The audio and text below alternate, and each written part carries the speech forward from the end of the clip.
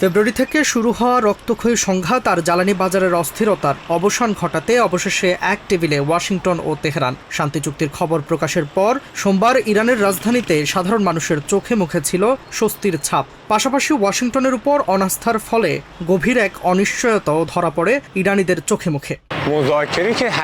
যদি ইরানের অধিকার এবং জাতীয় স্বার্থ সংরক্ষিত হয়, তবে আলোচনার মাধ্যমেই সমাধানই সবচেয়ে ভালো পথ। এতে দেশের অর্থনীতি গতি পাবে, আমদানি রপ্তানি বাড়বে। ৪৭ বছর পর আমাদের দেশ সমৃদ্ধির সুযোগ পেয়েছে।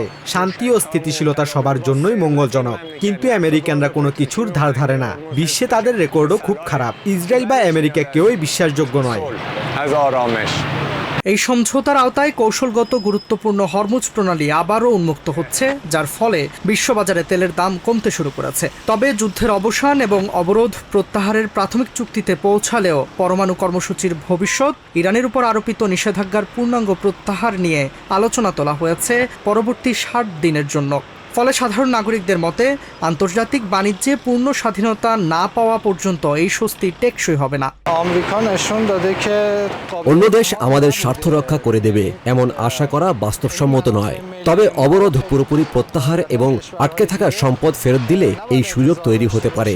আন্তর্জাতিক বাজারে ইরানের অবাধ বাণিজ্যের সুযোগই হবে আসল বিজয়। তবে এই শান্তি প্রক্রিয়ায় বড় বাধা হয়ে দাঁড়িয়েছে লেবাননে হামলার বিষয়টি। ইসরায়েল ও হিজবুল্লাহর পাল্টাপাল্টি হামলা অব্যাহত থাকায় চুক্তির ভবিষ্যৎ নিয়ে শঙ্কা থেকেই যাচ্ছে। নেজাতের মতে ইসরায়েল নিজেকে এই চুক্তিতে দায়বদ্ধ মনে করে না, যা আবারও উত্তেজনা বাড়িয়ে তুলতে পারে।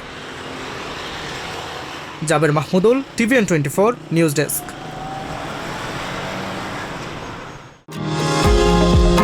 নিউ ইয়র্ক থেকে সম্প্রচারিত TVN24 টেলিভিশন বিশ্বজুড়ে বাঙালির কণ্ঠস্বর।